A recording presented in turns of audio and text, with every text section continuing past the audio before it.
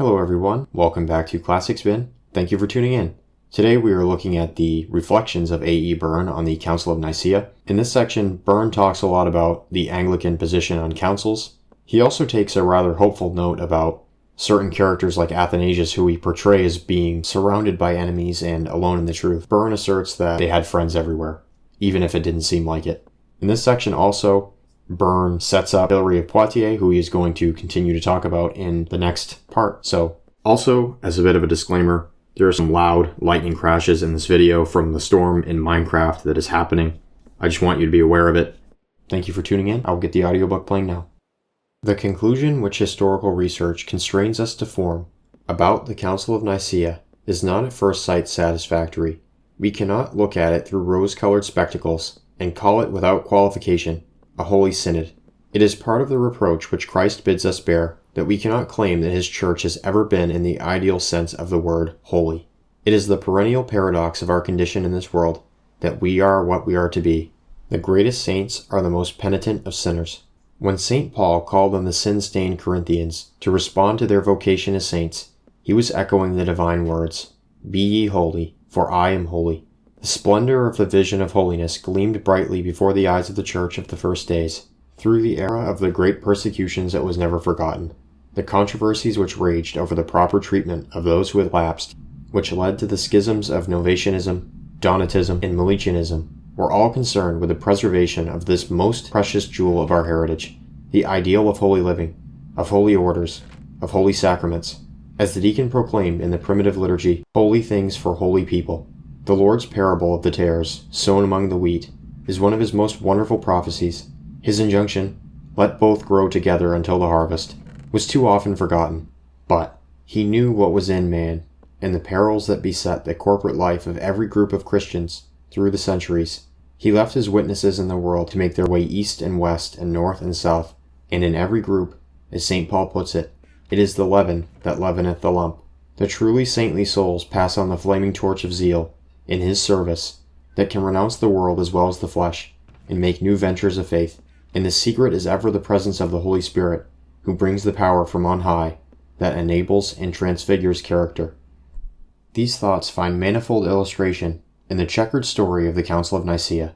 As I have pointed out, the reputation of the great majority of its members as confessors in persecution is utterly untarnished by their association with unworthy intriguers. The work of the Holy Spirit was never more conspicuously manifest than in the overruling of the policy of the emperor.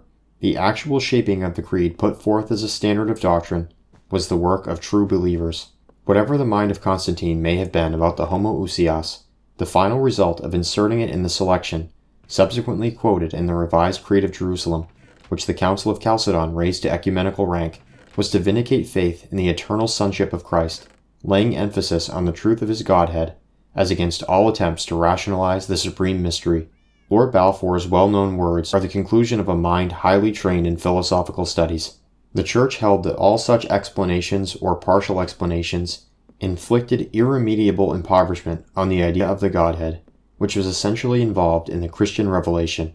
They insisted on preserving that idea in all its inexplicable fullness, and so it has come about that while such simplifications, as those of the Arians, for example, are so alien and impossible to modern modes of thought, that if they had been incorporated with Christianity, they must have destroyed it. The doctrine of Christ's divinity still gives reality and life to the worship of millions of pious souls, who are wholly ignorant both of the controversy to which they owe its preservation, and of the technicalities which its discussion has involved. The attractive vision of a church triumphant in the world through the favor of the world's ruler soon faded, as it was certain to fade.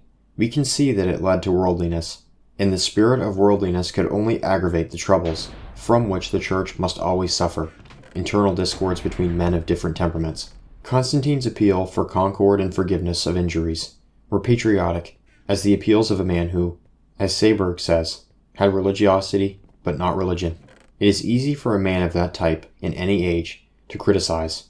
What he lacked was experience of grace. After all, what matters is that grace should abound, and it can only abound where the sacramental life is lived and valued. We may take heart of grace and continue to speak of the Holy Synod of Nicaea. We may review, we do not need to revise, our position in the Church of England with regard to ecumenical councils. We stand by the definite decision to put forward their teaching as a whole and as a sound summary of belief in the person of Christ. The representation of the Western Church at Nicaea was meager. At Constantinople there was none at all. But the Council of Chalcedon was profoundly influenced by the letter of Pope Leo, and his legates truly represented the general mind of the West.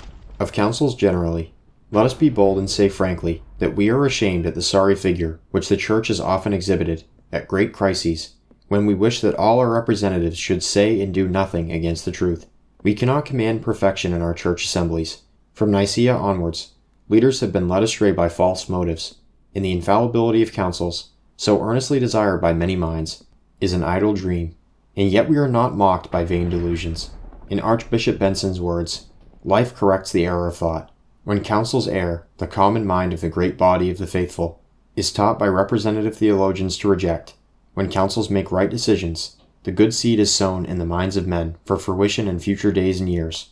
The spectacle of Athanasius against the world has never been forgotten, though indeed he was never alone, upheld by the sympathy and prayers of many saints, not only recluses of the desert, but men and women of his own flock in Alexandria, faithful laymen like Flavian and Diodor, who kept the flag of Eustathian zeal flying in Antioch, and in far-off Gaul his great ally, Hilary of Poitiers, whose strength and simplicity of character are clearly mirrored in writings which have never received due recognition.